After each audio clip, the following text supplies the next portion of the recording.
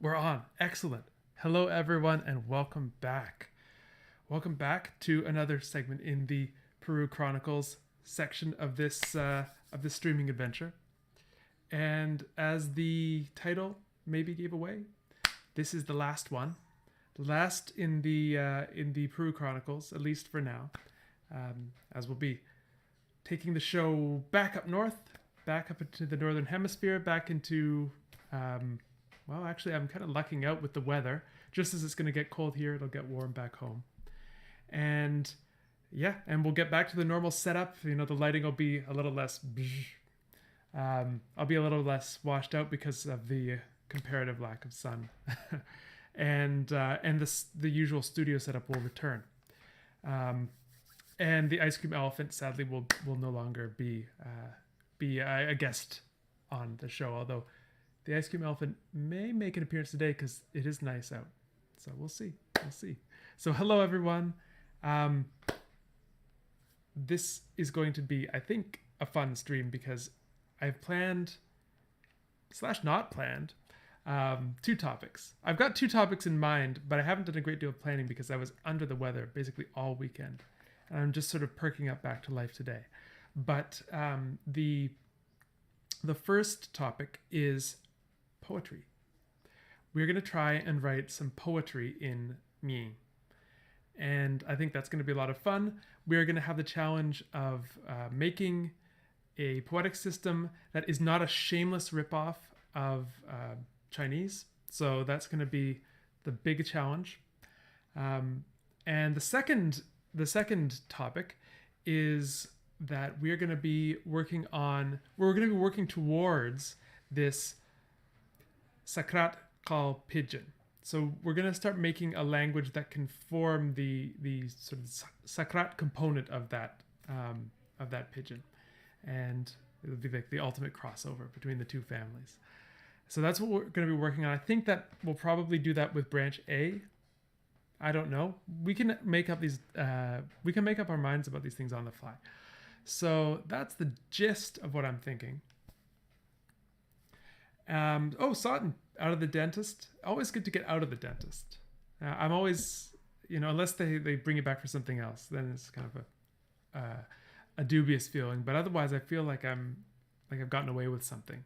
You know, when you come out of the dentist and you've got your cleaning, they give you the all clear, and you're like, I'm just gonna go eat some candy or something. I snuck it past them that time. Okay, all right, so. Without further... Oh, by the way, I also wanted to show you. I don't know if I showed you this before. I picked this up in Cusco. This is baby alpaca. This is also natural dye. I didn't know that they could make this color, which I think is coming through fairly faithfully on screen. I didn't know they could make this just using plants. Who knew? Oh, Sawton, that's not the outcome that you hope to hear, but we're rooting for you. All right, so I'm going to do the YouTube intro, and we're going to jump in.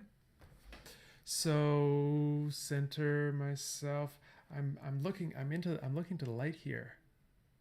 Whoa, it's YouTube. Hi, YouTube. Welcome back. We're going to work more on the Sakrat languages today, and we are going to write some poetry. We're going to figure out how to write poetry in Myǐnh, our tonal language that we were working on, or at least one of them. And I guess without further ado, let's get started. So side webcam time. Dun, dun, dun, dun. I feel like everyone who presents, whether it's on a stream or on Zoom, inevitably develops a certain amount of weird ba-ba-da-ba or doop-ba-da-boo whenever you're going around, you're searching for controls for things. I think this is natural, and I think we should welcome it. I think we should probably try and share the best practices. Like, for example, does ba ba da ba work better than do do do do, or is there some sort of a rhythmic component? Is it ba da ba da ba da? I've never tried that. Maybe that works well. All right. So our task today is to come up with at least one kind of poetic form that will work for Myǐnh. And The sub constraint is that I don't want it to be a shameless ripoff of a Chinese poetic form. So, with that in mind, why don't we ponder how we might do this? So we have this a language that has essentially a one-to-one correspondence between morphemes and syllables. We have a tonal language, and so this is why I'm trying to avoid some of the temptations towards the classical Chinese poetic forms. But to me, something like a fixed syllable count per line would be a good place to start. So if we were to do that, so let's say, poetry is a big place, and I'm by no means an expert at everything it contains.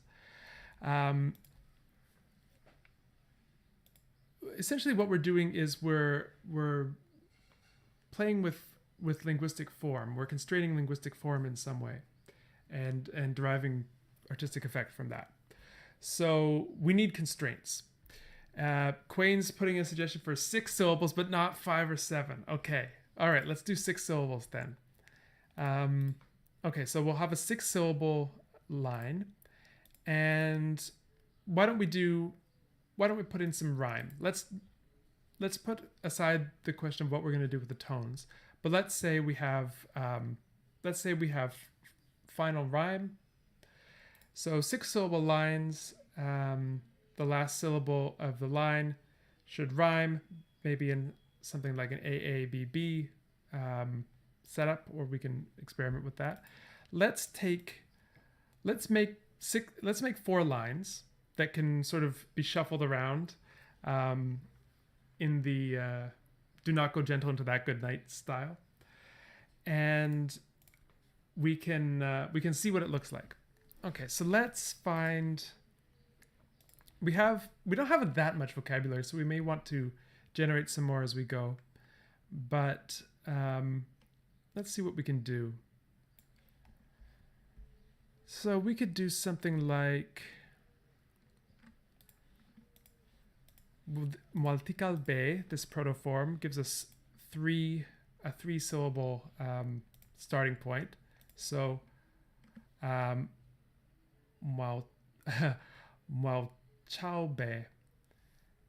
So let's romanize this. There are no minor syllables left in Myǐnh. That's right. I'm forgetting our romanization. How did we romanize this? See, my memory is quite poor.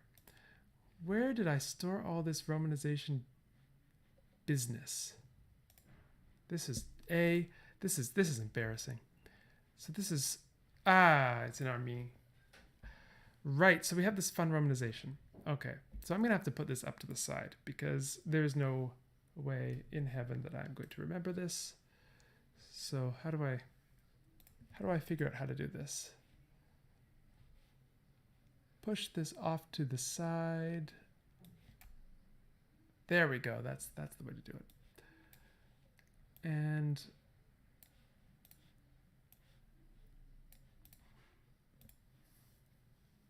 oh no, that's a call. Okay, so here's the romanization. Here is our lexicon. Perfect. So we don't need any of these well, we might want to keep the ancestor language of Myǐnh, but let's just hide these columns for now. And let's hide A as well. Okay.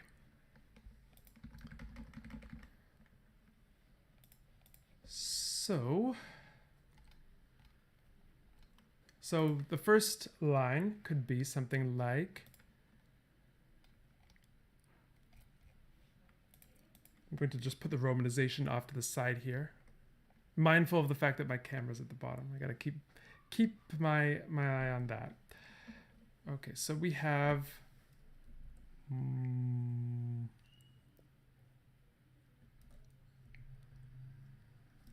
wow. And then our ch was, what was that? That was C. So this is how we Romanize. Qal as soon as,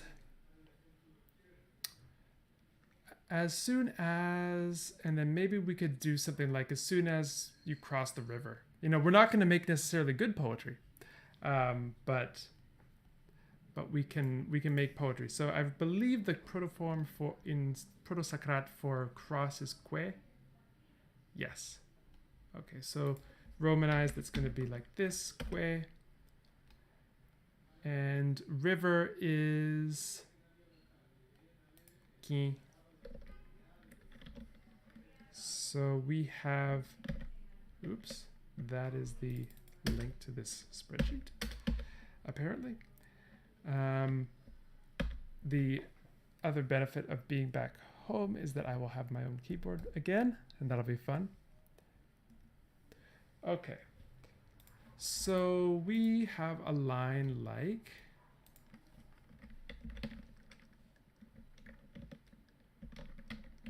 wow, ciao, again.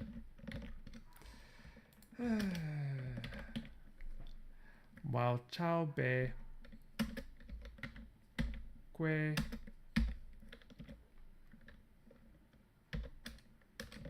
ki. But we're forgetting something, or at least I'm forgetting something. Tone sandi, which we also worked on last time. So this as soon as construction is probably going to undergo tone sandi, so we only have the final tone remaining, and the rest will be high. So we could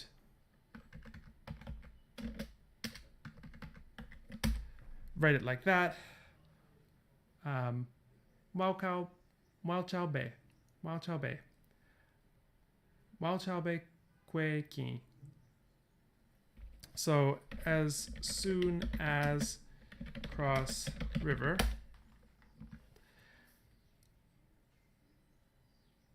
Oh yeah, we need a sixth one. As soon as you cross the river. Thank you for the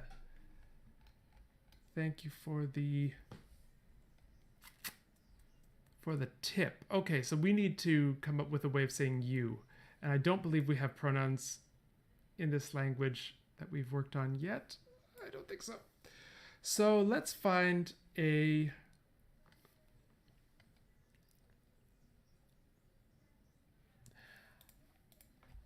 okay, what we could do, we could use our word sakrat, which means, well, it means something that can evolve into either sailor or rider. So maybe it has a semantic evolution like Spanish caballero. So using calling someone a rider as a polite form of address, and that could turn into a pronoun. So maybe this would be a polite second person pronoun in me. So this is, nope, that's not the way to do it. That's the way to do it. Malchao be ka que ki. As soon as you cross the river. And please do not make the text weirdly colored and underlined. Ugh.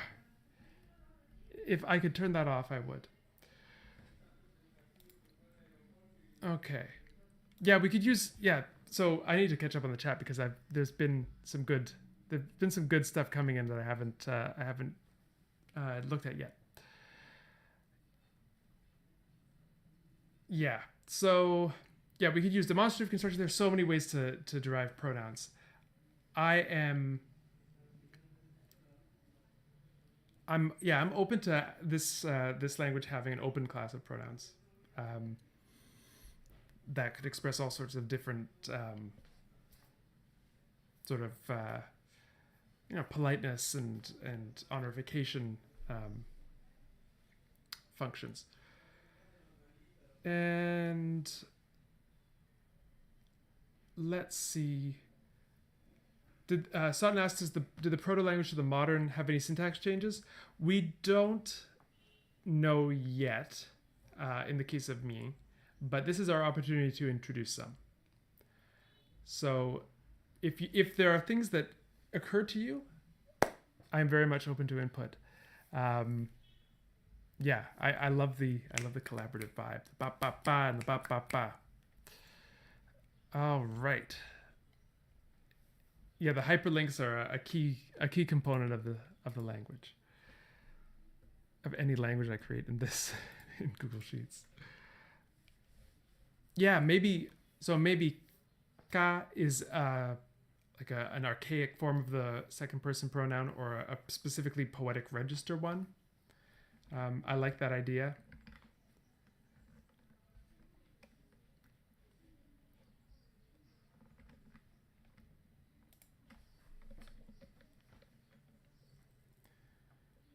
Some head final elements.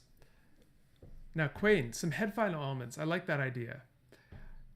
Would these be things that are in free? The question then would become, would these be things that are just in free variations? Sometimes you can use head final constructions. Are they things that are limited to certain contexts, like in negation or in questions? Or are they limited to certain classes? Like, for instance, you get object verb, but nothing else. Yes, things to think about. I've kind of painted myself into a corner with this qi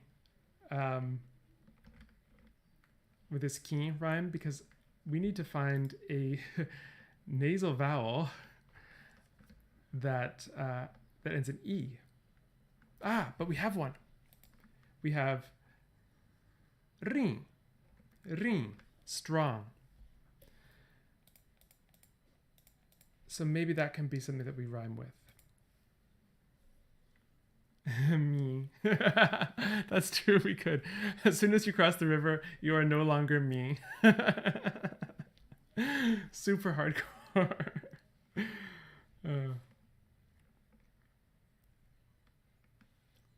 Yeah, we could absolutely coin epithets to get it. So, epithets. When I think of when I think of like proper epithets, I think of oral tradition poetry, where you need sort of memory aids to keep going as you're going through these epic, thousands and thousands of lines long poems. But I'm also thinking of things like kennings in Old English and Old Norse poetry, where we have, and I think this was mentioned earlier, alliterative verse. And alliterative verse is fun because so the way alliterative verse works is you have two halves of a line. I'll just talk about the Old English because that's the one I know. You have two halves of a line, and you have to have a stressed syllable alliterating in each half. And it's a bit more complicated than that, but that's the gist of it. And so you have to share the initial consonant, and this means that you're kind of limited in what you can talk about. If you start with an S, then you want to talk about a person, you have to think of a way to say hero that starts with S. And so one way to get around that restriction is to come up with these things called kennings, which are ways of describing something indirectly. So the most famous one, I think, comes from the very start of Beowulf, which is Hronrad, which is whale road instead of the sea, it's Hronrad because we need in that line to alliterate on H. And so because the word sea doesn't begin with H, we need to come up with some way of referring to the sea that does. And so there you get that kenning. That's kind of fun. Okay.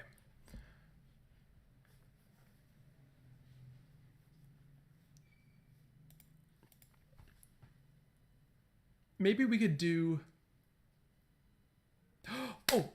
idea. So we have a 6-syllable line. And we have maybe we have a caesura, a break in the middle. But maybe we have a rule that says that the caesura should should fall within a word. So we know Myǐnh has a lot of compounds. Why don't we make it so that the caesura has to fall within the middle of a word? And so then we could have alliterative verse in this line by doing this. So something like, oops, no, it never works. How many buttons do you need in the lower left hand of a keyboard? There's control, there's function, there's option, there's command, there's Windows key, there's alt. And how do they correspond to one another? I don't know. Sorry, it's my woes. You don't need to hear them.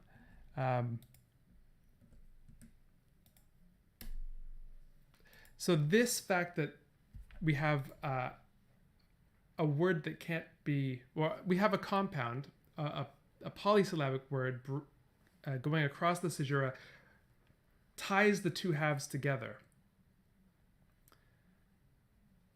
And then we could also require alliteration if we really wanted to. We could say something like, you have to have, I don't know, maybe this is overdoing it, but you have to have one instance of alliteration between the first half and the second half, and tie it together with the compound going over the caesura. So then this, I'll have to redo the gloss. It is you as soon as cross river. And it's always ruining my formatting. Why do you hate me, Google Docs? Why? So let me see if I can pronounce this. So, ka wao chao be kwekin. Okay. This is good. And keep in mind, I see so many good ideas coming in the chat. We're not going to be able to incorporate them all into this poetic form, but we are free to make more than one.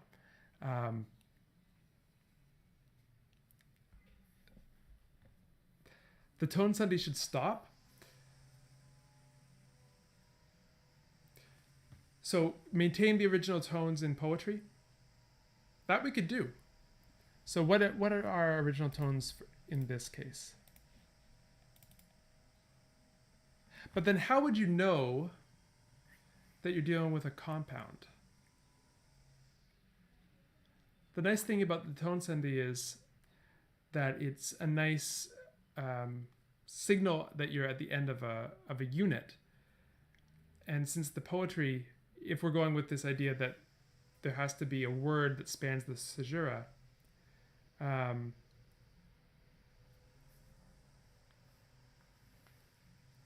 then it does matter what the units are. In this case,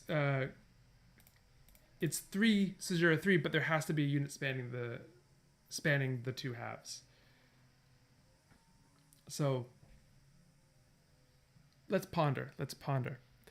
And let's write another line, and we can come back and change things. So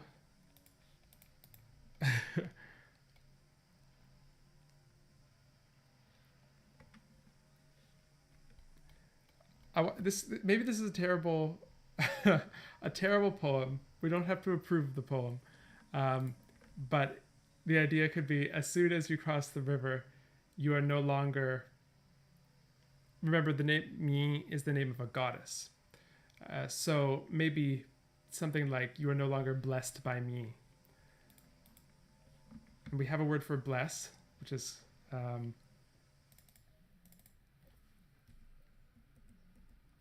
kam, and we have, of course,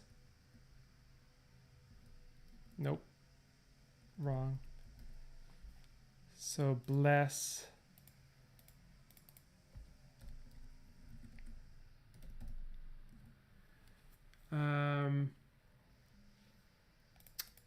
Yeah.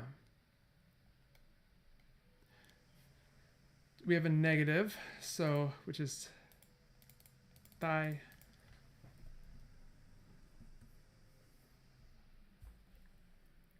I think we were doing that with a Y. Not bless me. As soon as you cross the river, not blessed. We need to pad this line out.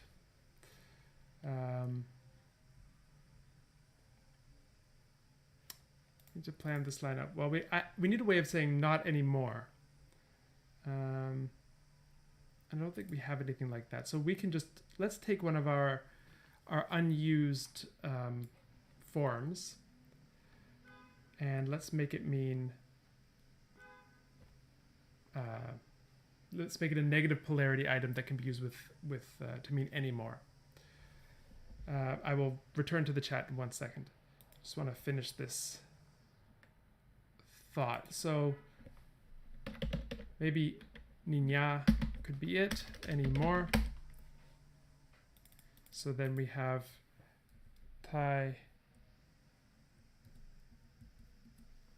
taña kami, not anymore, blessed by, and we have to figure out a way of passivizing that.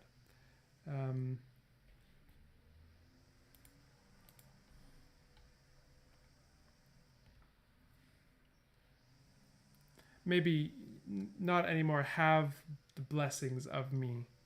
That could do it.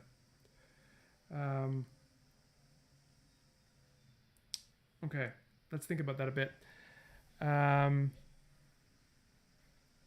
Okay, zooming up on the chat to catch up. Okay, so Quade's saying that that we could do Wal Chow as a separate unit from Be, and that could work tonally.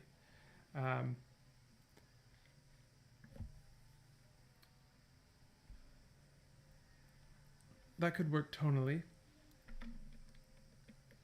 So then in that case, what we would do is, but then we would lose the, I think that this would remove the, I don't know what I'm doing. Don't put that on the intro, Lucy. Then we would lose the idea of having a form, a tightly bound form, like a prosodic unit that spans the caesura. And I'm never going to ever live this down.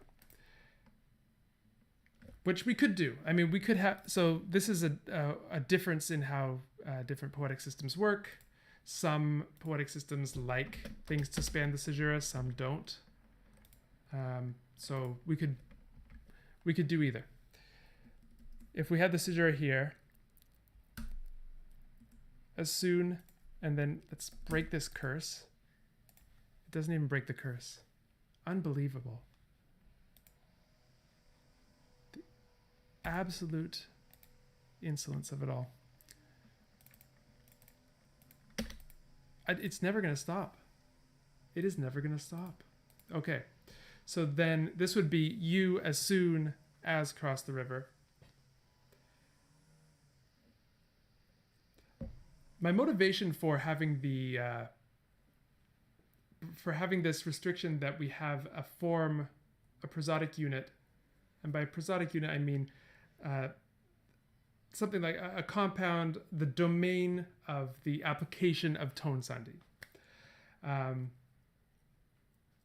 The reason I wanted that to cross the caesura is that we need a way to bind the two units, the two halves of the line. Well, we don't need it, but I think it would be nice. Otherwise, we get something like dan dan da, dan dan da, dan dan da, dan dan da. And it kind of is a bit static, if you know what I mean.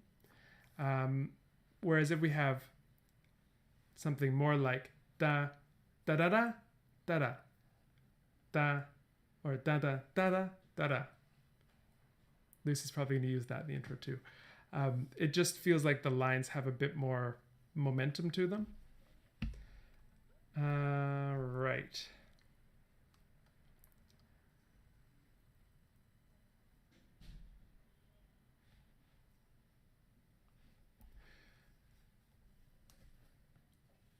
So imposing tone sandhi conditionally based on which elements are separated. Okay, so that, I think that might be a way out of our dilemma.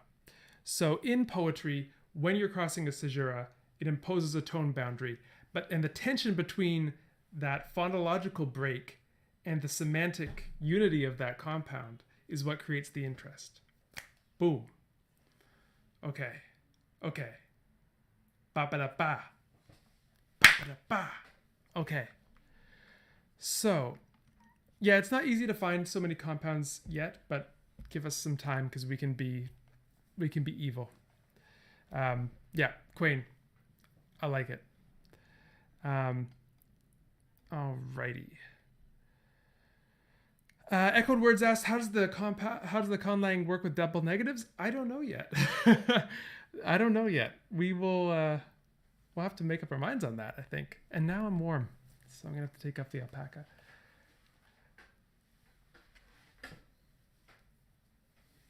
Okay. Goodness gracious. Okay. Fairly overcome with heat, you might say. Okay, so not anymore receive the blessings of Myǐnh. I also saw a suggestion that we could make any more come from stay, and I like that idea. Where did I put that anymore? That was Niña in the proto, so we could say stay, and then with the note that it grammaticalizes to mean anymore. Great. And we wanted this to be something like not anymore receive the blessings of Myǐnh. So we'll have to cross the caesura on receive. So where's my little symbol for that? It's only on this keyboard. So let's see, do we have anything receive like? We do. We have receive, and incidentally it also is a passive. And okay, so this can be part of our compound. And what else can we use? Do we have something like get or have? Yeah, maybe we could do something like receive have to be our receive compound, or receive accept. Oh no, I like that better. So it would be palya.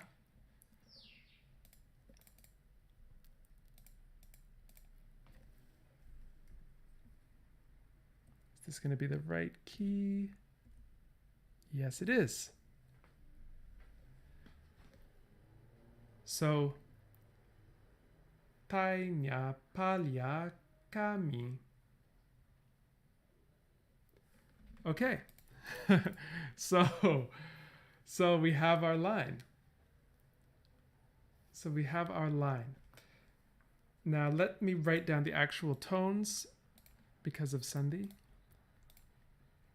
So we have mid, and then how did we treat mid acts as low for the purposes of dissimulation. So this is going to be mid, high, mid, low, mid, low. Yes. Yeah. So Qal is a domain.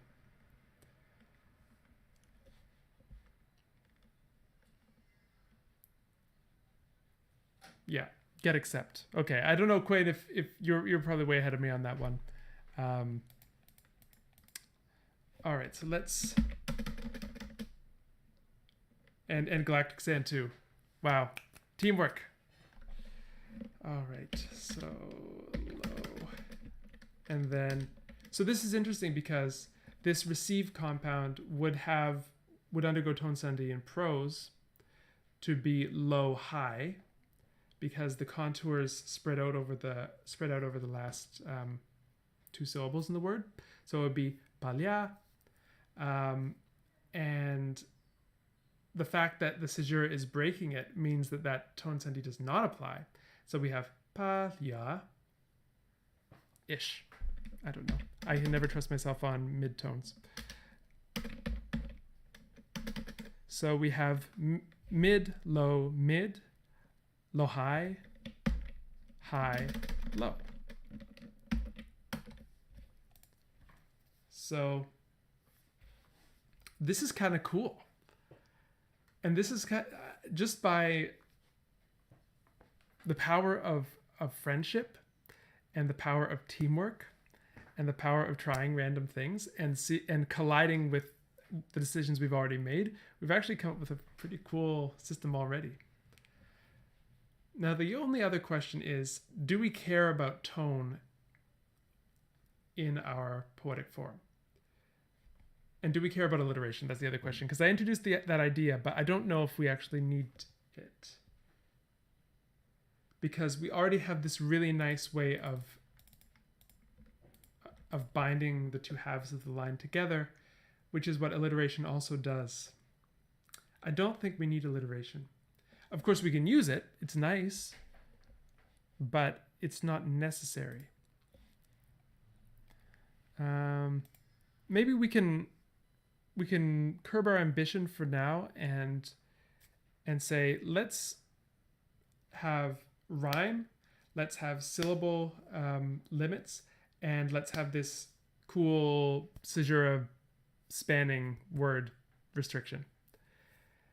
And yeah, tones are hard. I mean, you can see me suffer here trying to make all of these, but it's all for the greater good, I think.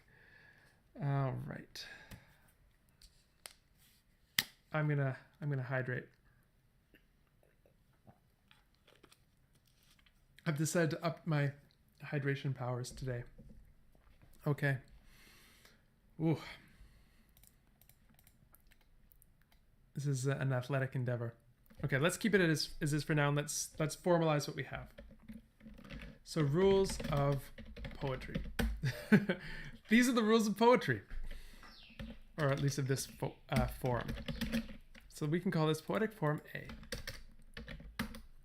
as if we're gonna have like 26 of these. You never know. All right. 1. A line is 6 syllables long. 2. A line is broken into 2 half lines separated by a caesura. Always a fun thing to see spelled when you've only heard it pronounced, or vice versa. After the 3rd syllable.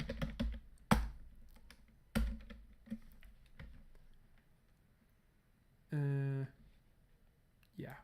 Well, you know what it says. 3.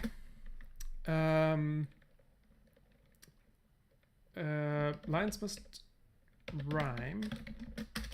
Well, we don't know exactly how they're going to rhyme yet, so I'm going to leave that off. The 3rd thing is this caesura spanning. So,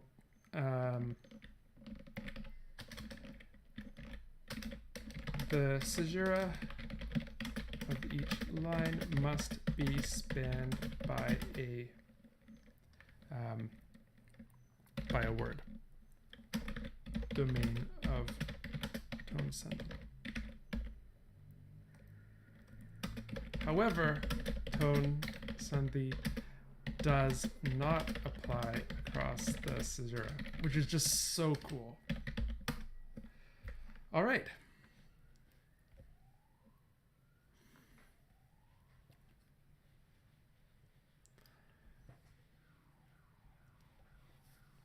Yeah, I think we should do that. I think we should make a type of poetry descended from the Proto-Lang when we had, I mean, we could do it from different stages in the Proto-Lang too, which is really cool, assuming that there's this like long poetic tradition going on, because in Myǐnh, we have final consonants. So maybe there are rhymes that come down into Myǐnh that are purely conventional. So that partially correspond to tone categories, but also partially don't. Because you can see that, I don't know. So grak, if we're making a poem in Proto-Myǐnh, or in Myǐnh, I guess we would call it at the time. Old Myǐnh, maybe, is a better name for it. We would rhyme grak which by the way is gya in Myǐnh. We would rhyme grak with, I don't know, do we have anything? We may not even have a word. Bad choice. With kak.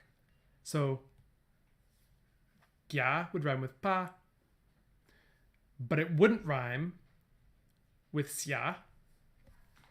Interesting. Right. So that would be something cool to do with this stage of the proto-language. And then with earlier forms, like Proto-B, we might have something like iambic pentameter. So that's kind of fun. All right, I'm gonna hide these again because we don't need them. I think that's a respectable showing for one episode for YouTube, don't you? Let's give the people of YouTube a break. Let them go back to their day. I'm gonna just bid them farewell for now. So, YouTube, thanks for joining us. That was productive. Come back, and I think we'll do a little bit more poetry. And who knows what we'll come up with next. All right, thanks again. Okay. I don't know when Lucy's going to cut, so I always have to do something slightly goofy at the end. Good.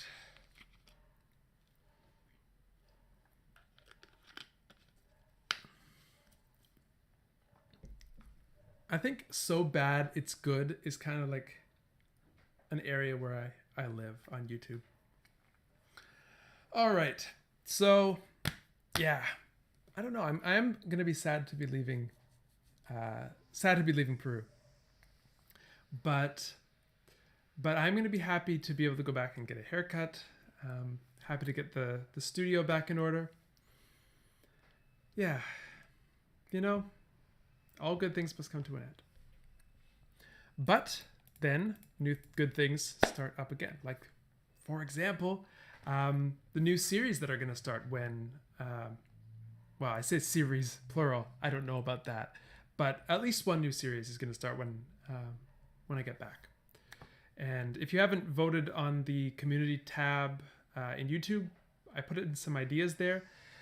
Some old series that at the very start of the stream, of the stream's life cycle, the stream's biography, may come back. Some new ones. One I think that got a lot of votes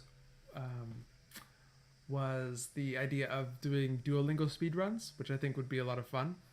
And the idea there would be to go into Duolingo and just sort of plow through one of the trees in a language that I have never studied before, nor do I have any knowledge of. So I haven't researched it. I haven't, played around with it as an inspiration for Conlang or anything like that. Although maybe a sketch would be fine. And then the idea would be to sort of use it almost as an elicitation session. So I would be going through this Duolingo and then at the same time making kind of hypotheses about how the language works. And in a probably amateurish fashion, narrating them out to you as we go. So that would be fun. And another one would be doing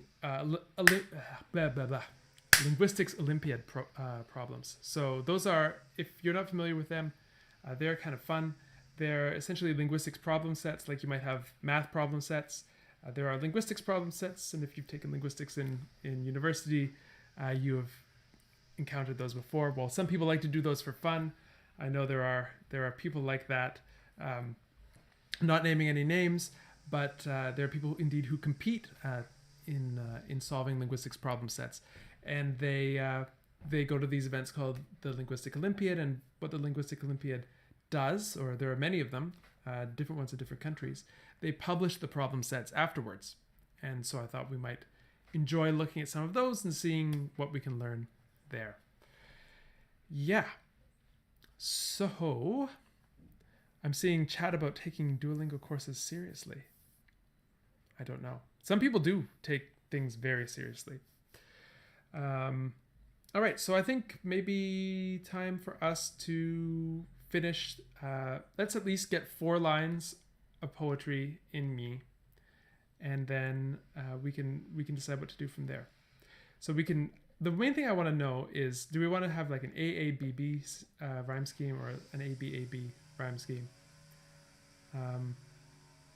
And do we want to introduce any more complications? We'll see. Okay, so I'll introduce YouTube and then we'll go back in. It's time for poetry, YouTube. I hope you're into poetry if you've come here, because we are about to make some Conlang poetry. If you haven't seen the first video in which we laid down the ground rules for this language, by the way, the language is Myǐnh. Go check out the first video, and some of the earlier videos in the playlist will probably help too. But if you haven't, and you just like poetry and you want to see someone come up with a way to make up poetry in a language that is just coming into existence right now, well, you're in the right place. So why don't we scoot over into the side webcam. That usually works better. Let me try it again. I didn't manifest the magic. The side webcam. There we go. All right. And here we are. So we have 2 lines so far. And if you haven't seen the rules, I think I should explain them briefly. We just came up with them, and I think they're very cool. So I think I'm going to have to break this into 2 lines for practicality's sake.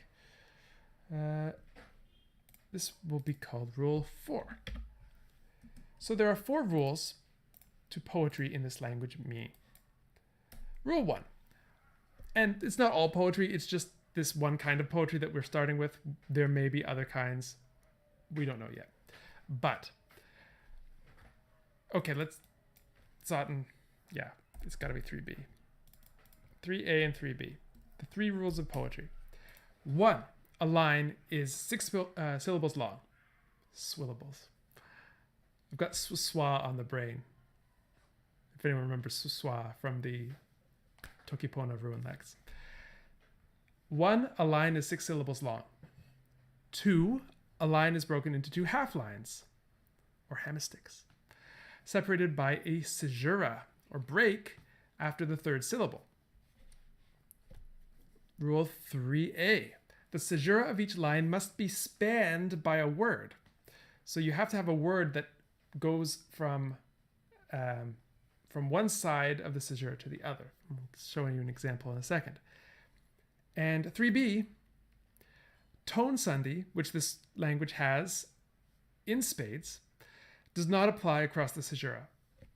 So this is a cool way to enforce a tension between breaking the line into 2 halves, but also tying the line together by having one word go across. So let's take a look at 2 lines that we've written so far. So this one, this line means as soon as you cross the river. So, and it sounds like this. Ka mwao chao, ka mwao chao be kwe ki. The word mwao chao be is one domain of tone sandhi, normally, in the language.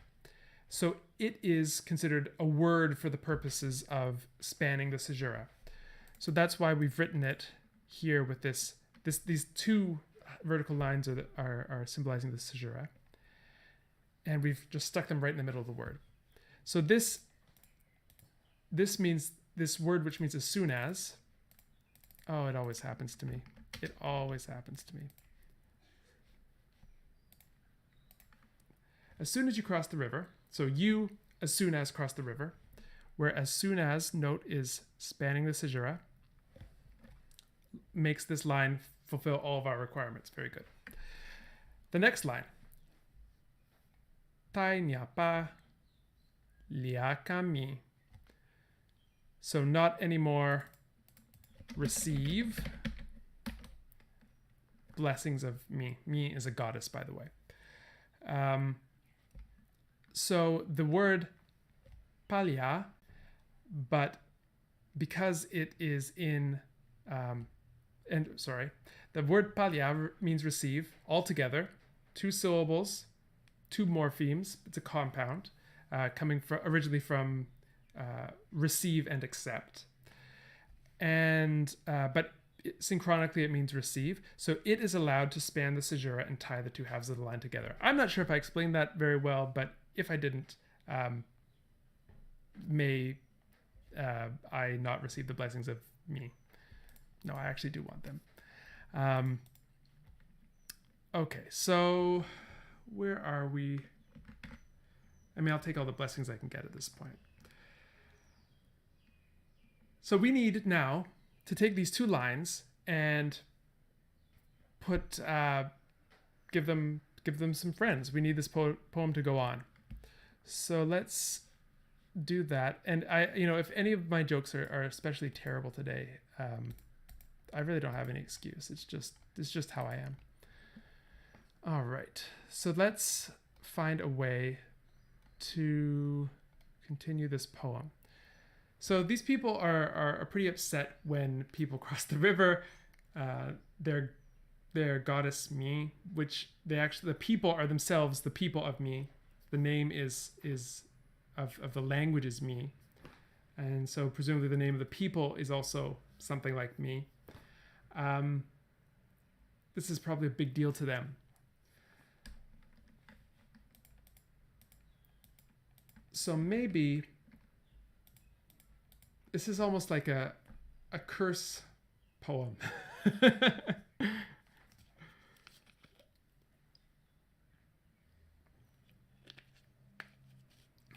Crossing the river should definitely be symbolic as well. Maybe there's also a legitimate river, like a physical river that they don't want you to cross. But as soon as you cross the river, you no longer receive the blessings of me. But maybe there's a twist.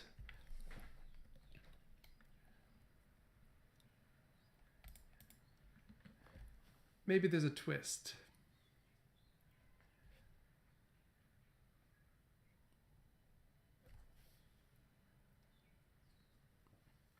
Yeah, we need to put in suffer. I think that's... It's just hanging out there and it needs to be put in. Suffer. So, tra. How do we remember that? RC. RCA. All right, so first line, chuffer. Chuffer. Suffer.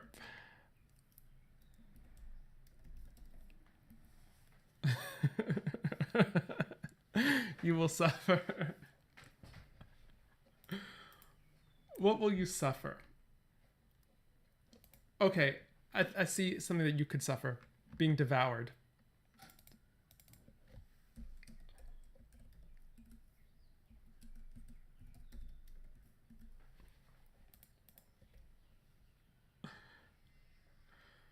What am I? I'm sorry, I'm losing it. What about you? You'll suffer being eaten by chickens. I don't know why I'm laughing so much. Because we have this great word, pukak, in the proto-language. So, get it together, Colin. I don't know why this is making me laugh so much. Suffer. Now you're getting to see my actual sense of humor. It's a terribly vulnerable moment for me. You will suffer. you you will suffer the chickens to devour you. So maybe we could put our pronoun in there again.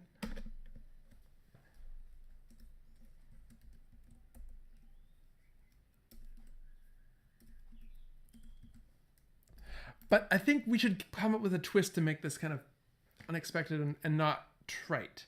Not just a, you suck, here's a poem about it.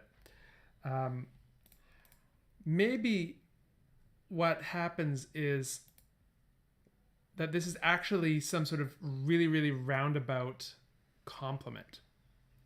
So as soon as you cross the river, you'll not receive the blessings of me. You'll suffer chickens to devour you. And then at the very end, we get some sort of a turnaround, like some sort of a, like at the end of a sonnet, how there's things are put in a new light.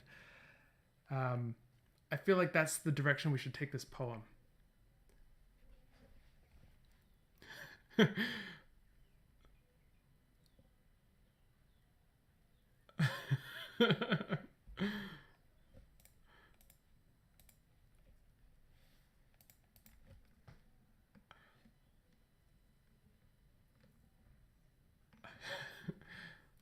What if this is like a breakup poem?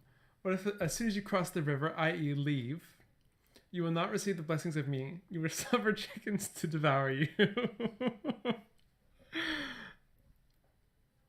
But you will still feel better than I feel that you've left. Maybe it's like one of those kind of deals. I don't know. Or you'll still be lucky. You will still be luckier than I am. You know, it's kind of romantic in a way.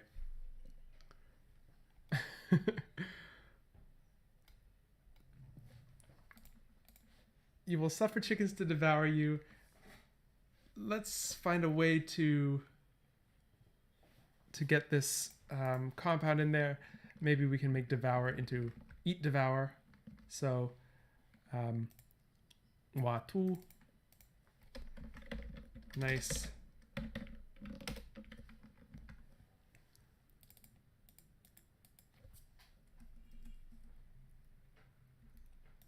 Oh, this is a low tone, so I'm really having a great deal of difficulty writing these tone marks. Now I wish we had done this in sásjút, where we have the nice tone letters. Those are so much nicer. Those are so much nicer. All right. So you will suffer chickens to devour you. We need one more syllable in this. Maybe some sort of emphatic final particle thingy.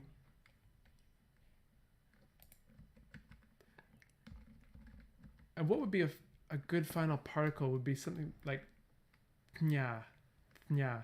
Are we keeping this initial cluster there? I don't know. Nya, nya. Very, very tough one for me. Yeah, I don't know. I don't want to say something that's that hard to pronounce. Maybe you want something like te.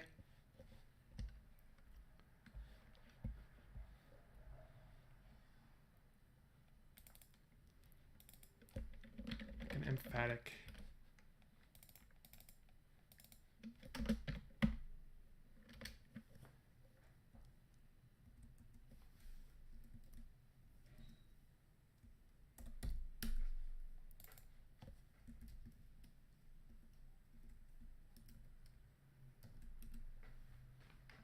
But it can't devour your heart.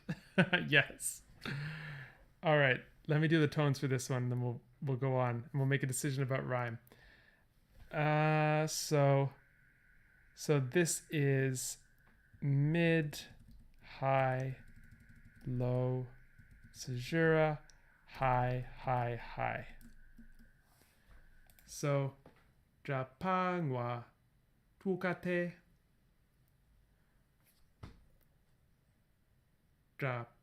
Japangwa tukate.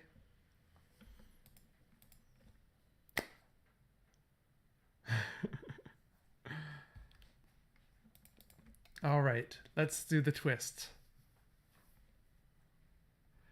Let's do the twist.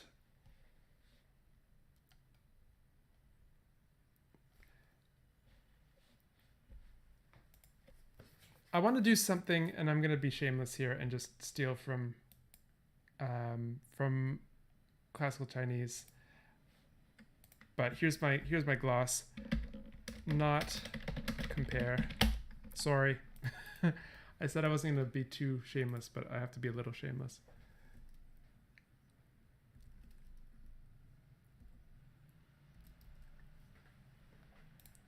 Ah. We already have our comparison here, so pai que. Yeah, let's make heart end in A. Good, we don't have it. That's fine. Do we have a form that ends in A that we haven't assigned yet?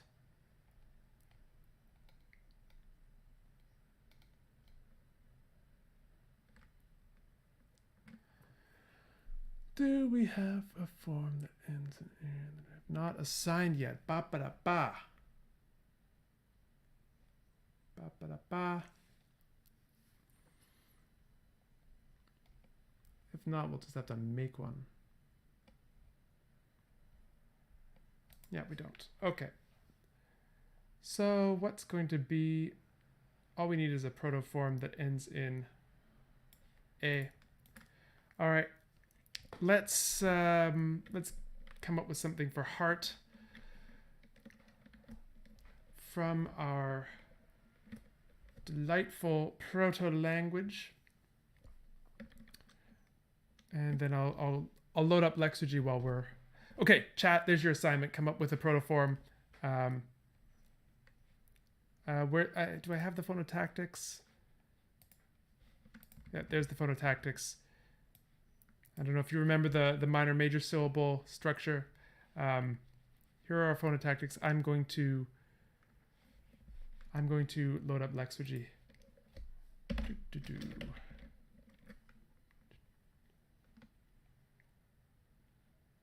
Lexergy, where are you? It says I have it open in a tab, but I don't know. All right. And we are going to have to go into our sound changes document. Thank you, Taga. Potet. Let's go all the way to... You can see how the sausage is made here. Not pretty.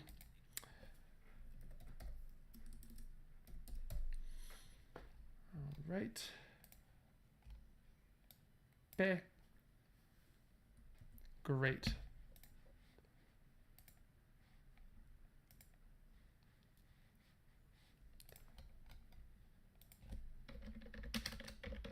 No, it's so small. Why? Why would you do this to me?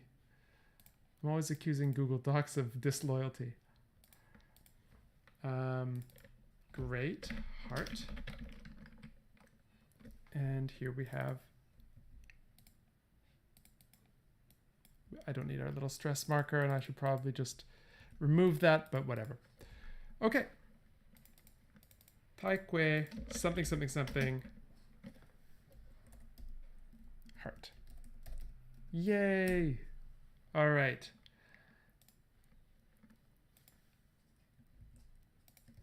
Not compare.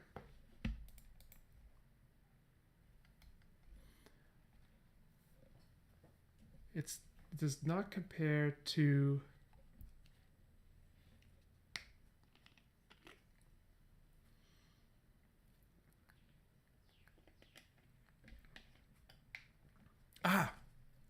it does not compare to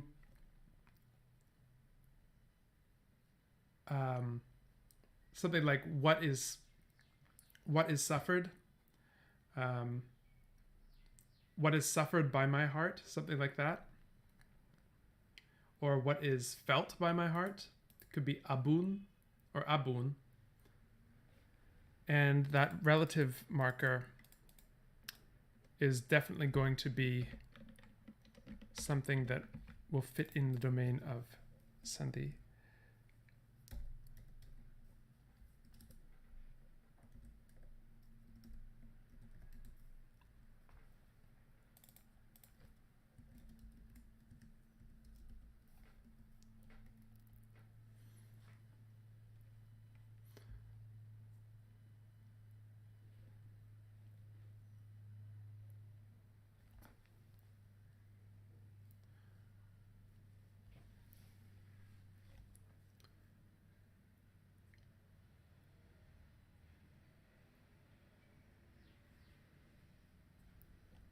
Yeah. Yeah, sorry for the dead air there. I'm thinking about it, just exactly how to fit this in.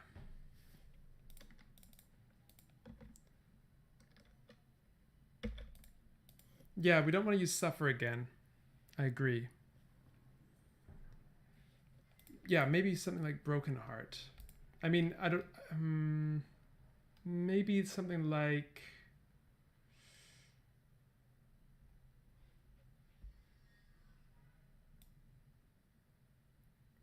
maybe we could use this zhao word, which comes from the super general proto form sidal, which we've called stream, non-navigable river, impassable trail, obstacle. So it's a very semantically broad field, and maybe it just comes to mean something like just something generically negative, like rotten or spoiled or broken. Yeah, I kind of like that idea. And so what was our ZH? Oh, fair enough. No, that's not it. We don't have, so this should be RZ. Okay.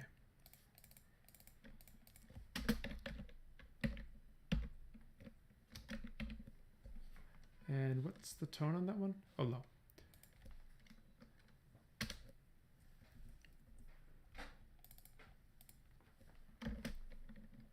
Yeah, so we could gloss this as broken, but that would be kind of, that would be putting it into our terms. Zhao is kind of a, oh, it's not retroflex. Unfortunate. I kind of wished it were. Zhao. I guess we'd have no way of making that. Yeah, forget about it. I just misread. Zhao. Okay, so Zhao. Okay. So broken or rotten or spoiled. This kind of thing. But etymologically, it's coming from this blocked, non-navigable obstacle route. So let's do the tones to keep ourselves /me in line. So mid, high. Oh, sorry, this is going to end up being, what was our mid? It would be high if tone sandhi were to apply. Mid, low, high. So Taikwea bunjao pe. I wonder if I could say the whole thing. So we've done AABB. Let's see. I'm gonna try it. We'll see what happens. So Kamwao. No, already. First two syllable I can do it. Kamwao chao be kwe ki. Tai nya pa lia kami. Trapangwa pukate taikwea bundraupe. Oh, that actually sounded kind of cool. Okay, I officially like this. All right. I'm going to write rule 4. are arranged in rhyming couplets.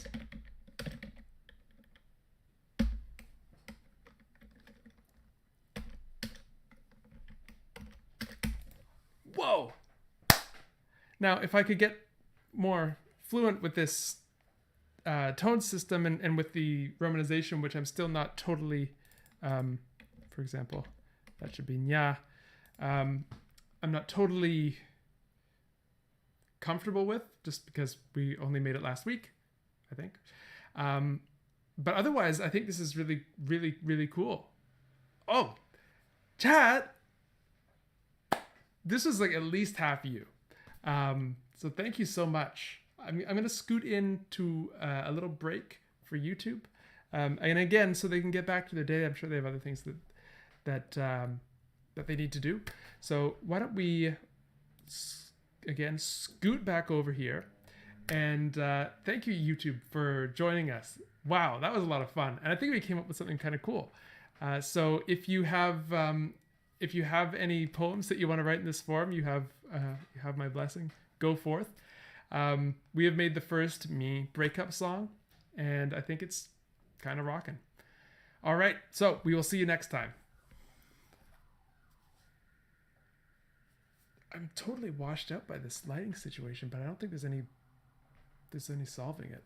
Anyway, chat. I kind of like that. I mean, you look past the flaws in the delivery, there's something kind of structurally cool about it. Yeah.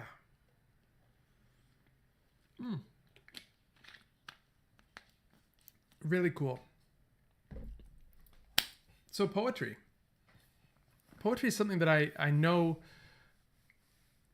enough about to be dangerous and enough about to be really, really interested to learn more. Quayne, if you can manage the tones, I would love to hear a tonally accurate version. Post it to the Discord. Excellent. Yeah, we got Will means Shakespeare. Oh, so much fun. Okay. All right. So I think we'll leave me for now. And we'll go back to, we have to start planning our Pidgin project. This is not the end of the stream. This is just the end of the second segment. I think today we'll do 3 segments because they're sort of breathing more. I don't know. Yeah, we've got about 45 minutes left. I will send it after the stream. I will send it. So yeah, the next bit, we're going to start to work towards our Qal-Sakrat Pidgin, and maybe Creole as well. So this is something, I'll do a specific video when we actually launch this little mini project and introduce things so that people don't have to have seen all the Sakrat videos and all the Qal videos first. But I think we can do a little groundwork today. And the groundwork I think we should do is come up with which varieties would be most interesting to sort of make encounter each other. So which would we have the most fun with, and build them up enough so that we can get there. So that's the plan. So it's going to be a bit of a planning episode there. So it, I guess, will be a crossover. Maybe we can put it in both playlists. That'd be kind of cool. All right. So that's the plan. We're going to head in. So YouTube. Welcome back. This is going to be a really interesting episode, and it's not something we've done before, because we are now taking our 2 language families. So Qal, season 1 of Conlang with me, and Sakrat, season 2 of Conlang with me, and we are starting to put them on a bit of a collision course, because the intention with these was always that they live in the same universe. And if they live in the same universe, couldn't they have effects on one another? And indeed, I think that's exactly what they're going to have. And so today, our task is to decide what the nature of the contact between these two language families is going to be. I think we'll start with one language from each family, and we can expand it from there. But the eventual goal will be to create a Pidgin and maybe a Creole language that combines aspects of a Sakrat language and a Qal language. But I think I should probably define some terms a little bit before we go on. So Pidgins and Creoles, these are kind of tricky terms, and I'll use them in a sort of more or less loose sense. So I'll start with a Pidgin. I think it's important to note that this is an area where specialists get into arguments about all the time, so don't expect the final word here by any stretch. But essentially, a Pidgin language is a language with no native speakers. It's a language that is used to communicate between people who don't share a common language. And so it's a language that develops in these contact situations.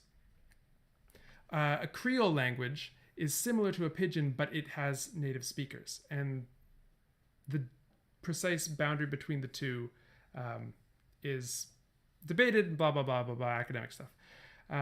But for our purposes, we could think of the Creole as what happens when the speakers of a Pidgin have children, and then the children start to speak that Pidgin natively, and it becomes a Creole. And so that's the basic model that we're going to use. So we're going to have to engineer a situation, and this is going to get into some conworlding stuff about how the speakers of a Sakrat language and the speakers of a Qal language came into contact. We might have to do a little bit of world building, a little bit of history writing, and then we're going to do a kind of essentially a mashup here. Yeah, and it's true that it's not always one, two languages. I'm giving a very, very, very simplified version. As Quinn points out, it's often multilingual. All right, so, and because I am mindful of the literature around it, it is a particularly controversial area in linguistics, the precise definitions of these things, and so let's content ourselves with a surface level understanding. Not something I usually say, but for now, I think it's better for all of us if we do that. So at least it gives us a way to move forward. And yes, we've got some good context coming in from the chat who are braver than I am and want to explore some of the more in-depth aspects. But our work today is to figure out which languages would be most interesting to put into contact. So, oh my goodness, that's such a nice thing to say. Pataku93, thank you so much. You've gotten to Ablaut makes cowards of us all. Ablaut certainly makes a coward of me. I'm glad you find it helpful and inspiring. That makes my day. So yeah, you've been talking to me. You've been seeing my washed out face for too long. So let's scoot over to the side webcam. All right. So we have. Let's go over and just get a bird's eye view of some of the Sakrat languages. And let's unhide some columns. And let's just look at the things that we have made. So we just last week started on branch A, which is taking a bit of a different route. So I'll get to that afterwards. We have a few more or less developed phonologies, at least, in the Sakrat family. We have Myǐnh, which is a monosyllabic tonal language with a very restrictive syllable shape. The syllable structure of Myǐnh is basically CV with nasal, an optional nasal coda. We can also have glides in the coda, but basically nothing else. Everything else got shipped off and turned into tones. So that's Myǐnh. Myǐnh also has extensive tone sandhi and is great fun to write poetry in. Next we have sásjút. Sásjút is another monosyllabic tonal language. It's closely related to Myǐnh. It has the difference, it has fewer tonal contrasts associated with it, expressed in it, than does Myǐnh, but its tone sandhi system is less extensive than Myǐnh's. What else is interesting about sásjút? Sásjút allows more diverse syllable structures as well than does Myǐnh. And we haven't written any poetry in sásjút yet.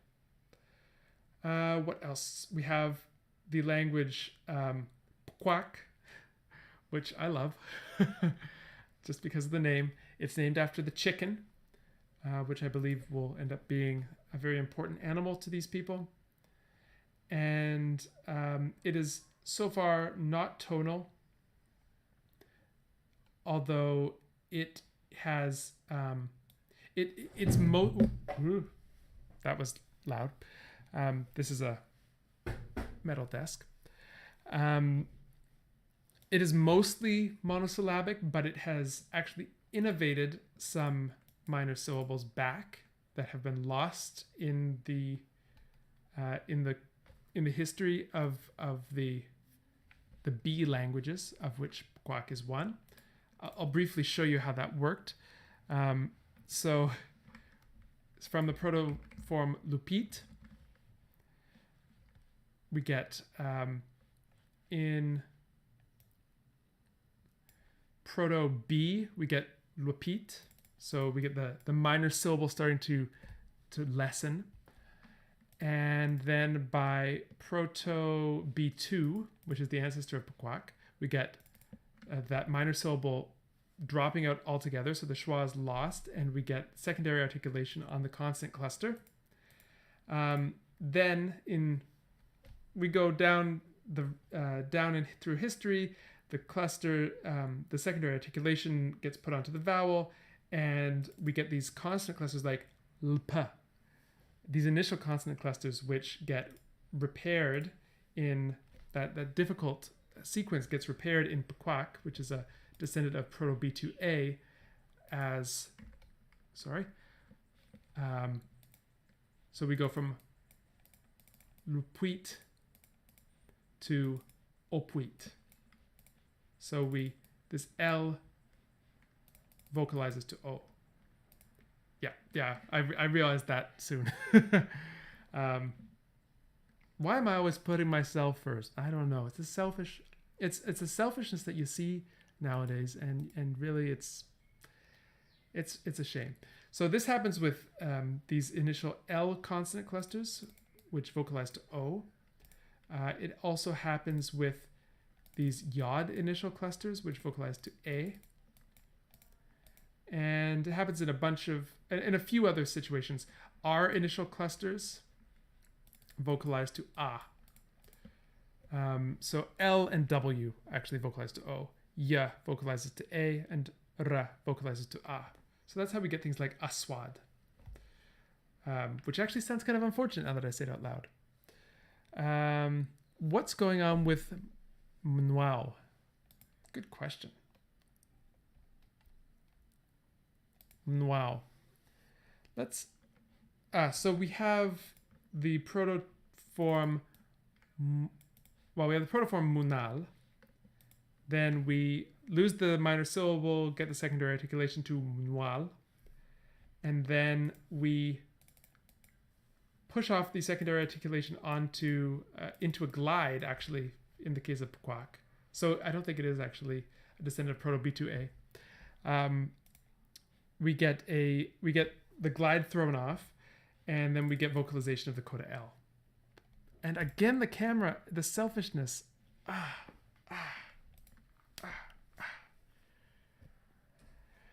I humbly apologize.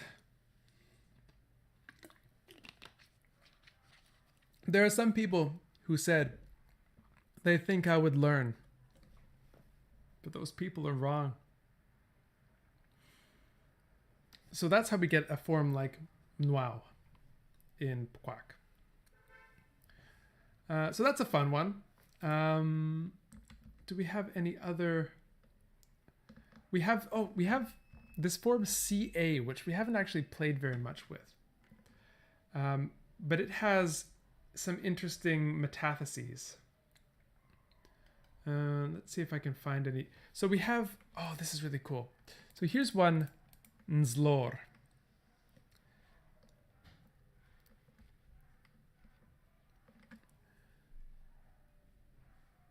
Yeah.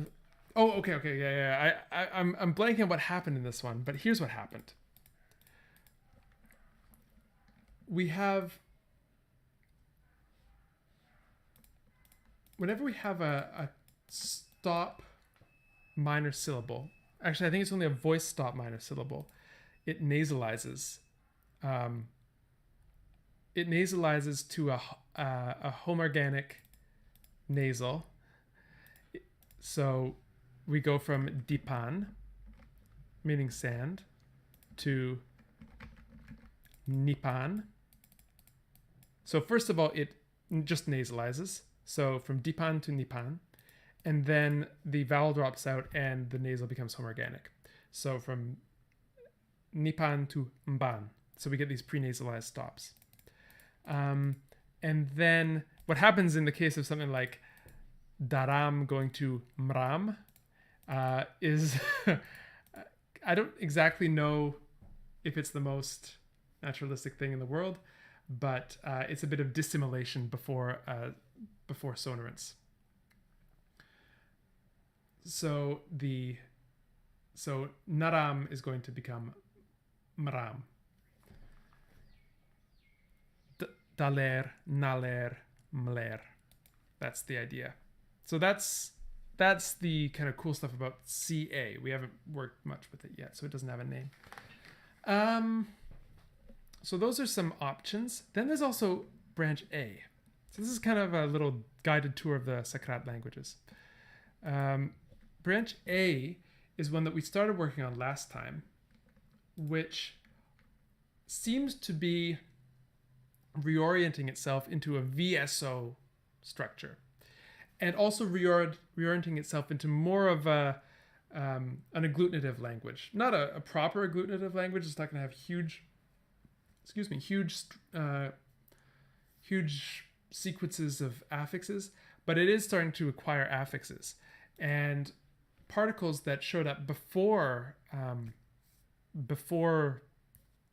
say a verb in the proto-language are now showing up as suffixes on the verb. So we have agirak, the one who wins, so relative particle and the verb win, shows up as giraka in branch A. And then we'll do fun stuff to that. So those are, but we haven't done any real other things to branch A other than mess around with that a little bit. So that's the story of Sakrat. So having heard the story, chat, what do you think? Which one do you think we should use as our as one of the two languages to that will come into contact? I see in the chat, Quain says that CA fits Linadilef's chaotic energy. That's true.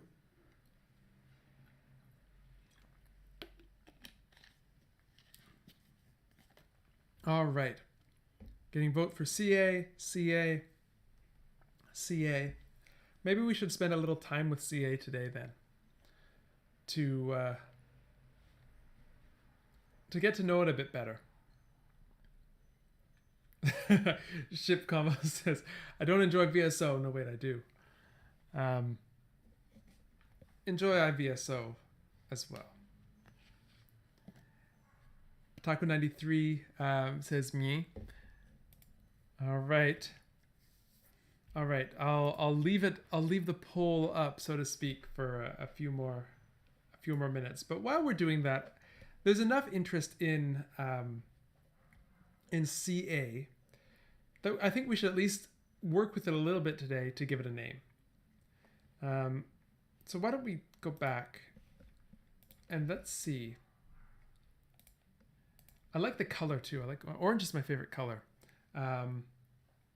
So I'm naturally drawn to CA as well. Important question coming from Sutton: is this a superstrate or the substrate? I hadn't made a decision. So the terminology here, superstrate and substrate, refer to the languages that have. So in a context situation, often you'll have a case where one language has more sort of social prestige than another, and in that case, the one that has the higher social prestige is called the superstrate, and the one that has the lower is called the substrate. So then the question is, would CA, if we were to choose it, or whatever other language, be the superstrate or the substrate? That is up for grabs. I had vaguely thought in my mind that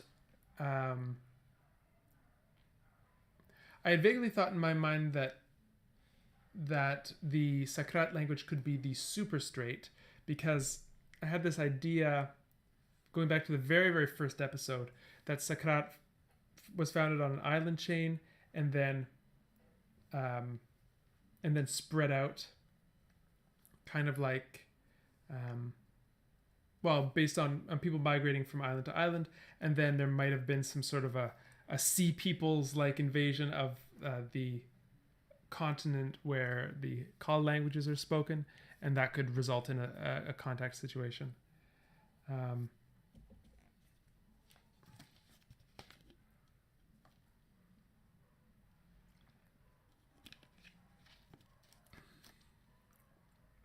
Yeah, somewhat like the situation with Polynesian. Although I'm not claiming that the sea peoples were Polynesian.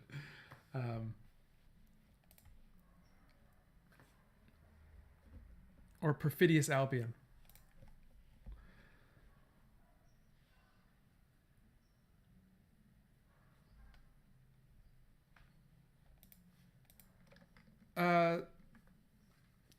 Sutton, if the Sakrat language is spread out by migration to a continent where, well, all this, it all depends on what the circumstances of that spread were.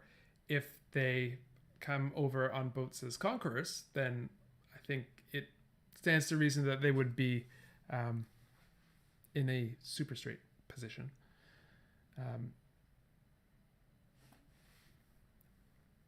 Since none of this is created yet, we have almost total freedom. But that's the vague idea that I had come into this with.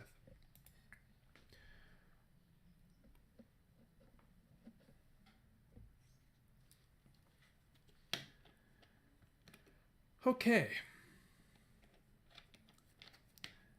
They could be the bringers of chickens. They could be called the chicken people in Linguistics.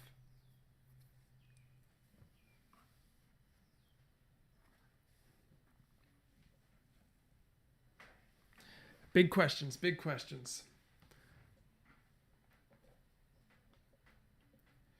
If we're going to form a Pidgin first, doesn't it make sense for multiple groups to be involved? I think that's often a common situation, but I think that it's not a necessary situation, although I am going to put the gigantic disclaimer that I am not in any way even close to an expert on creolistics.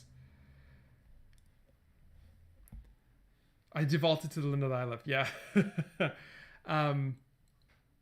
Yeah, I defaulted to the linguistics because it's the one that I think is most developed and could be most fun to play with. I think also for simplicity's sake, as Quain points out, we may want to stick to two.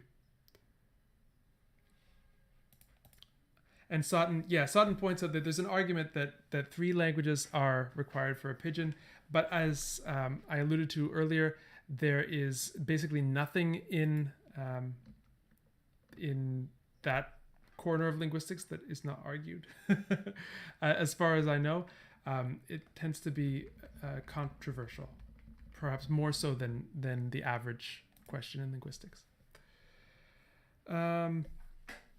So, okay, well, I think we've moved on from discussing which one to do. Quanti, welcome. Thanks for tuning in. It is, I'm trying to do the calculations and I can't. It must be pretty late in Norway. Okay, so let's say that we're going to do language CA as the Sakrat component. We could do something with Lenadilef and Eustamia.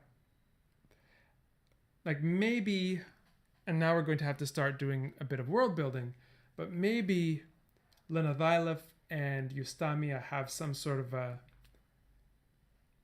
I don't know what we would call it, a relationship, their own sort of social relationship. Like Eustamia is a prestige language, or like Eustamia is a prestige language used in religious contexts, and Lenadilef is used from day to day, or in one part of the empire, Eustamia is used in one part of the empire. Lenadilef is used if there is an empire. I'm just making this up as I go along.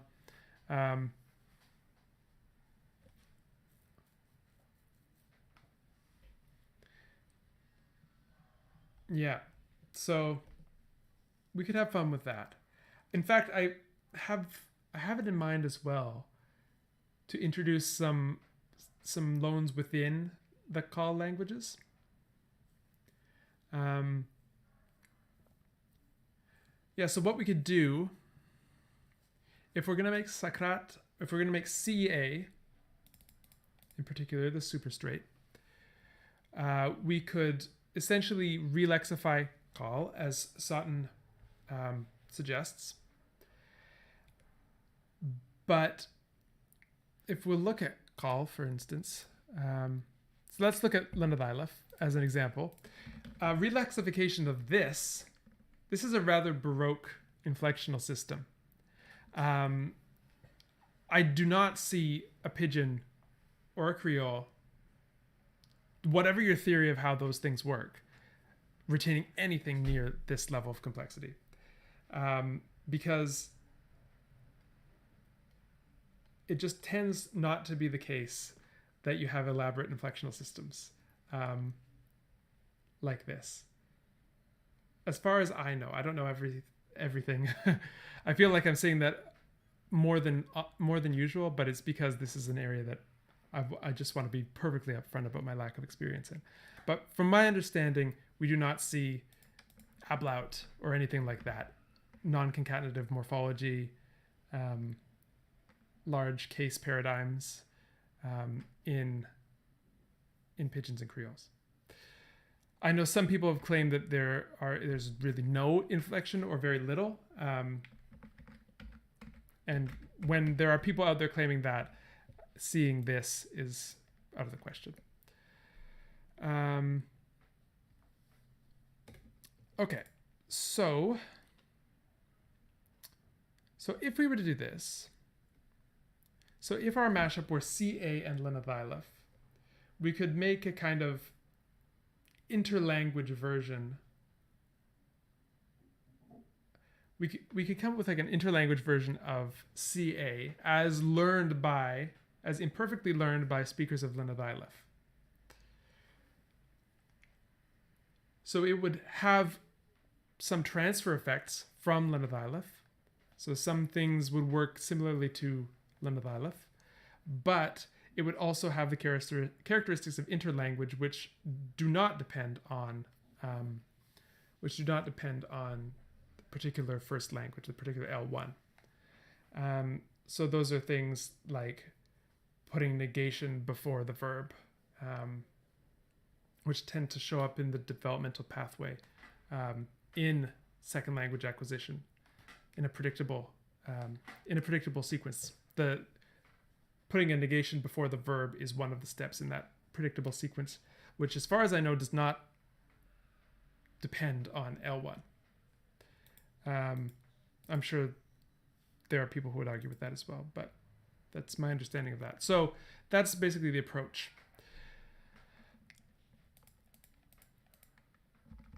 And what we could do is we could also have a sort of a continuum where we have the Creole and then a Creole influenced standard language, like a Lenathailifized but more or less standard CA.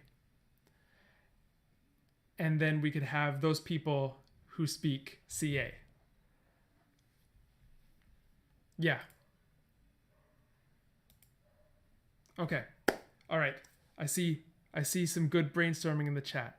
Oh yeah. Okay. I should point out phonology is another story. Phonology, we're going to have a lot of fun with L1 transfer. Yeah. Yeah.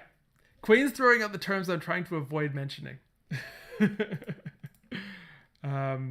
Exactly. Pataku 93. Something like that, although I wouldn't make the comparison with a Creole in the case of Scots. But the same kind of continuum idea. Yeah, and phonology is going to be influenced by the substrate. Yeah. Okay. Sauten's pointing out something here. Never added the passive case.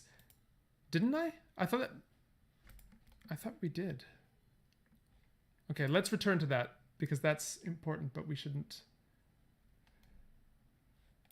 Okay, so let's return to CA. This is like the most focused episode ever, as you can tell. Let's return to CA. Oh, it's in the other spreadsheet.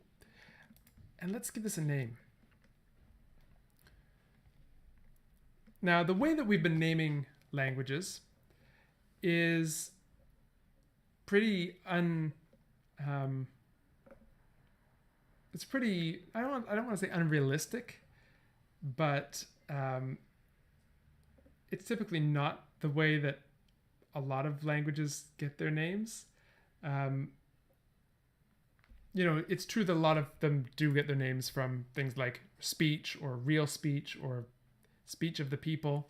But a lot of times the way that languages are named are very, very convoluted and require a lot of world building.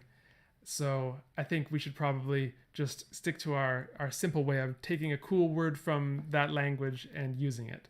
And then we can retcon better reasons for it later. So we have our task, name CA. So to do this, I'm going to hide these columns. I'm going to even hide C. And I'm going to slowly scroll. I'm going to slowly scroll down. And if you see anything cool, let me know. I'm going to point out a few things that I see that I think are cool on the way.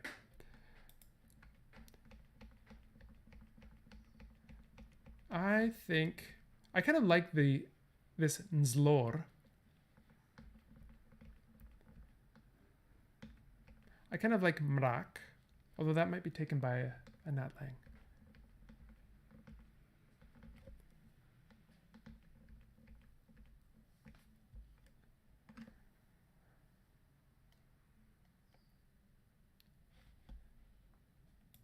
Maybe I should just keep it on one part of the screen for a bit and then page down. That's probably easier on the eyes, right?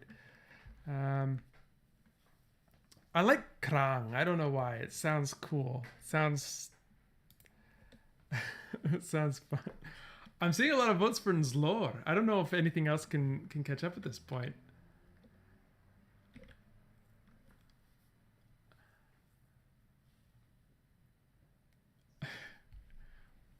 Mis. By the way, I'm not suggesting it, but this is our cognate of me. So we have mis. It's kind of cool. See votes for krang, kluk, kranslor. Oh, Sutton.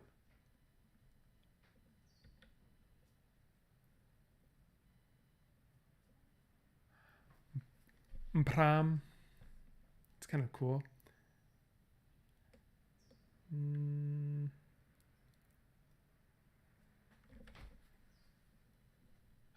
Scam. That's unfortunate. And we're almost at the end now, I think. Krang has no meaning yet. It could be ethnonym.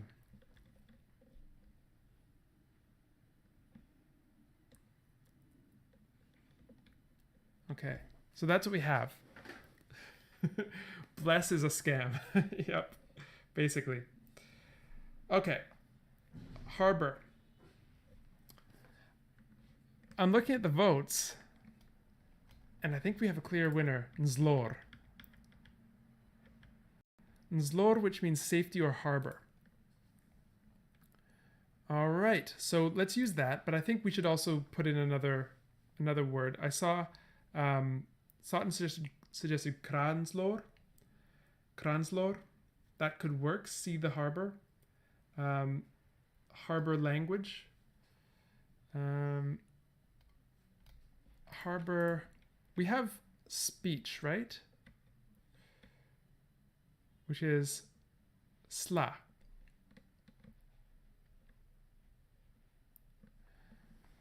So we could say slanslor, but that doesn't roll off the tongue. Slanslor. It just doesn't roll off the tongue for me. I don't know. Krangslor. Krangslor. Maybe nzlor is enough. No, kranslor sounds better. All right, I'm with you. I'm always with you, chat. You know it. Except when you disagree, and then I can only be with half of you. So let's say kranslor.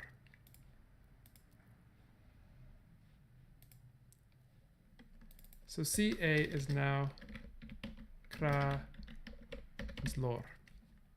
which we may end up writing together. Now, this is a language in which the let's see if I can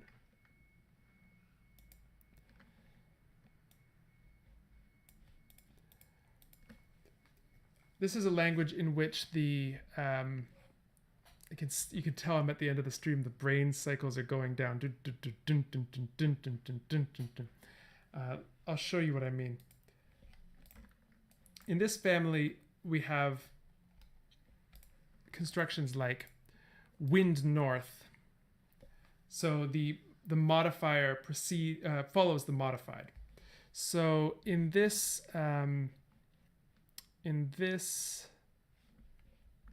case, this would be more like the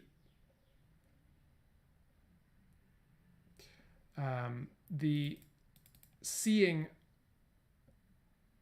of the harbor. The harbor, yeah, something like that, right? I don't know. My brain is just totally off right now. Or the sight of the harbor, something like that. we'll come up with a way of thinking about this when my brain works again. It's a verb phrase that's nominalized.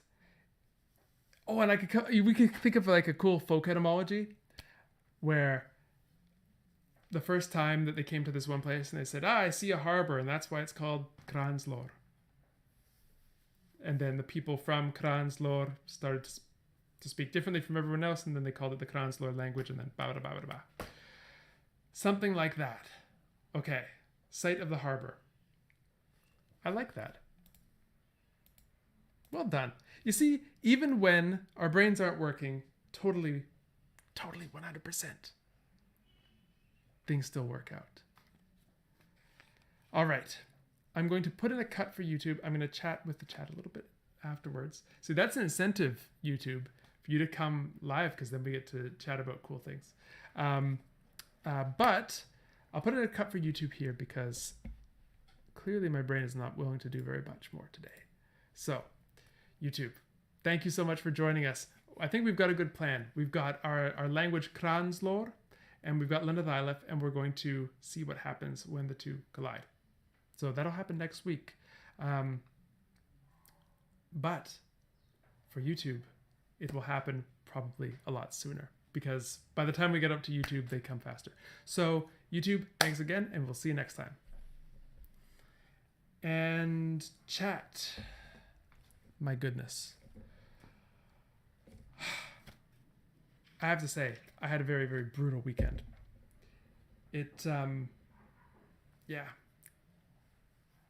I was quite sick for about 4 days, and today is the first day that I'm actually feeling, human again, able to do things, but I'm not quite at 100%. So you probably had a better weekend than me. And Galactic Sand, I know you had a better weekend than me because you graduated. Congratulations. I'm fine. It's just something that happens when you travel, food poisoning. But I'm back. I'm back. I'm hydrated. That's the most important thing.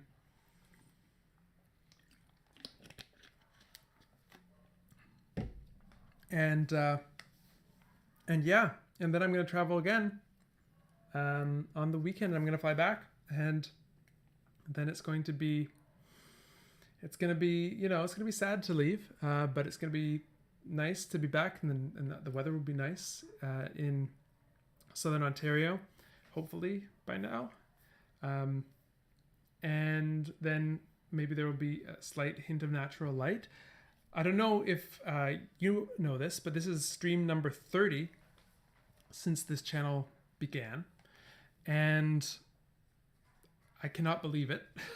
We actually started in December. So we have never seen summer streaming setup. So I've never seen it either, except for here. And you saw me, I was pulling my collar more than Rodney Dangerfield. I think I said I was schwitzing like a wilde chaya like 10 times, especially that first week I was here. But anyway, enough of my nonsense. I'm really grateful that all of you joined today. It was a lot of fun. And next week in housekeeping, what else do we have? Oh yes, next week there may not be. I doubt there will be a stream on Tuesday, as I will have a lot to sort out when I get back. But the good news is that the streams on Thursday will be resuming. So there will be a stream on next Thursday, and then Tuesday, Thursday going on after that. And then what else? What else is new? For those who weren't here earlier, when I was exhorting you to go onto the YouTube community tab and vote for which series we should introduce or reintroduce. That's up there, so that's going to be something I'm thinking about once I return. And I think that's all the housekeeping. If any of you want to learn Old English, I'm going to be putting out an announcement for a course that's going to be running over the summer, where we're going to essentially learn to read Old English over 2 weeks. 2 weeks, 2 months. 2 weeks, yeah, as if. 2 months. And it's going to be quite a lot of fun. And we're going to be doing it using a very non-boring approach, hopefully. Just a lot of just jumping into the texts and reading and having fun. So that's what we'll be doing. So keep your eyes peeled for that if you're interested. Follow me on Twitter, or I'll post it onto the Discord as well. So so that you don't miss it. But that'll be coming up soon. The sales page should be up sometime in the next week or two.